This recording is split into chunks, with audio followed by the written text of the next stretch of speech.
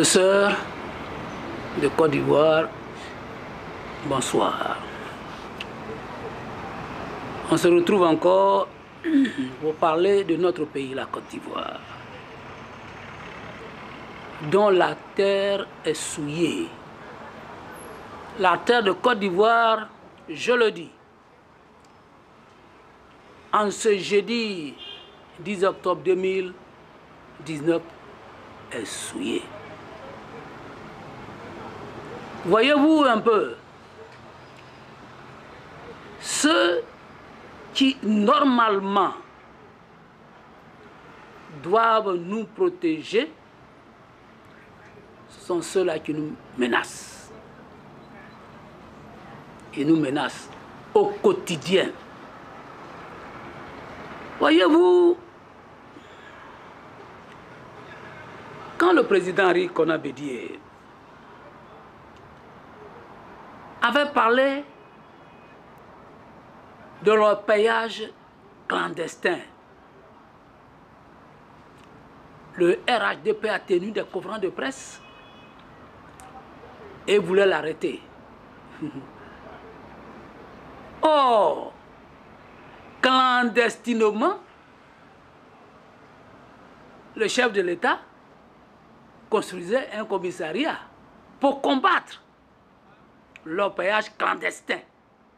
Un commissariat à 500 millions de francs CFA.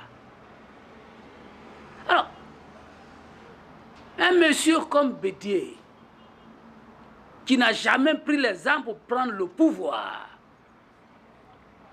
pour l'amour de son pays, il dit ce qui ne va pas, non, on va le mettre en prison. Regardez le cas de monsieur Mangwa Kofi Saraka Jacques. De mémoire d'Ivoirien, on n'a jamais vu quelqu'un, un voleur dit « j'ai volé, j'ai volé ». S'il voulait utiliser des armes contre son pays, au contraire, dès qu'il y a des armes comme ça, il les cache quelque part pour être prêt. Ceux qui connaissent chez lui au village Anguessancre savent que monsieur a 12 chambres chez lui. Alors il va prendre des armes comme ça, puis il va venir exposer là, dans sa cour, et puis appeler le préfet, la gendarmerie, le procureur pour dire, vous savez, j'ai caché des choses ici, venez voir. Voyez, ça aussi, ça signifie, je vous le dis, cette façon d'agir avec les citoyens,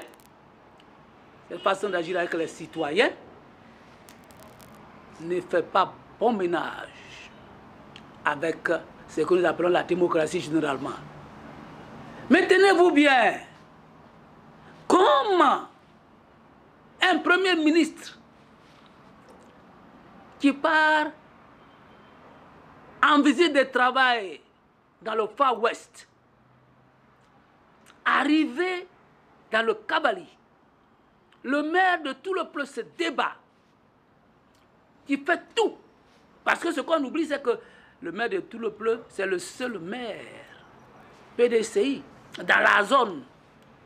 Il se met à la disposition du Premier ministre, il se plie en quatre, il fait tout, mobilisation, discours et tout.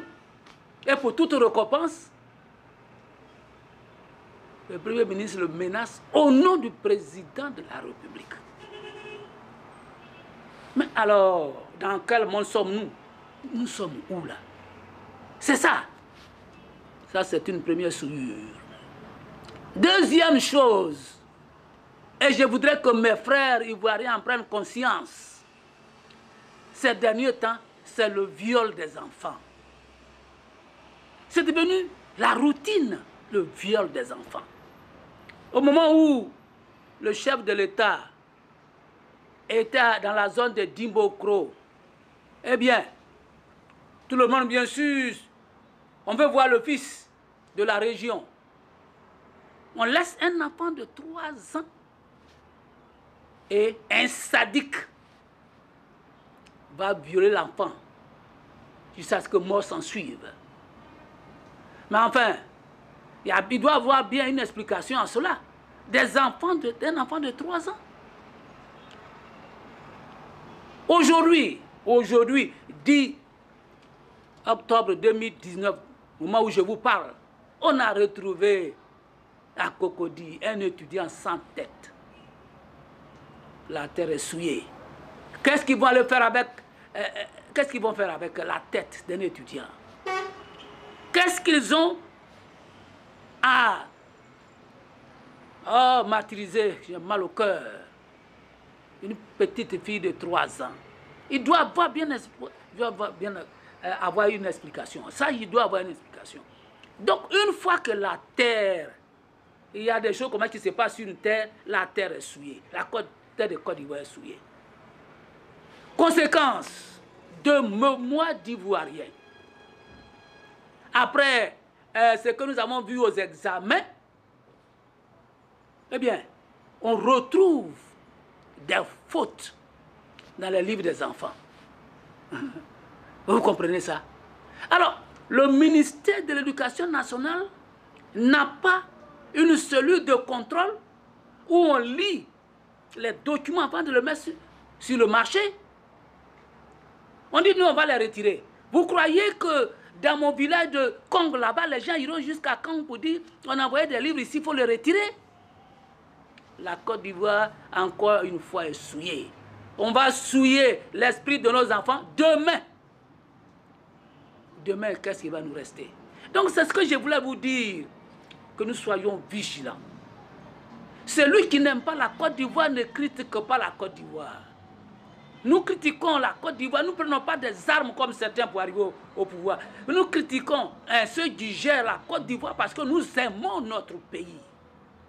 Celui qui n'aime pas la Côte d'Ivoire, qui n'est pas chez lui, mais ce n'est pas son affaire. Mais nous critiquons. Nous critiquons ceux qui nous dirigent. Et ils ne peuvent pas nous interdire de ne pas les critiquer. Nous devons les critiquer pour dire, ça c'est pas bon, c'est à eux de se corriger. S'ils ne veulent pas se corriger, s'ils ne veulent pas faire en sorte que cette histoire de viol d'enfants finisse, s'ils ne veulent pas faire en sorte que notre corps aille mieux, on va les critiquer. S'ils menacent les journalistes pour dire, on va fermer, n'est-ce pas, la bouche aux journalistes parce qu'ils veulent que nous ayons la démocratie, on va les critiquer. Qu'on dise non, on n'insulte pas le chef de l'État. On n'insulte pas. Ce qui se passe là, le premier responsable, c'est lui. Nous le dirons aujourd'hui, nous le dirons demain. Il n'a qu'à faire le gouvernement ivoirien, que le gouvernement ivoirien fasse en sorte que cesse ces lugubrités que nous voyons tous les jours. Je vous remercie pour votre attention. N'oubliez pas de partager. N'oubliez pas de vous abonner. Je le répète, c'est parce que nous aimons la Côte d'Ivoire. Nous voulons que ce soit le meilleur pays au monde que nous critiquons les dirigeants qui sont là. Si demain on a d'autres dirigeants, s'ils se comportent ainsi, on les critiquera. Je vous remercie.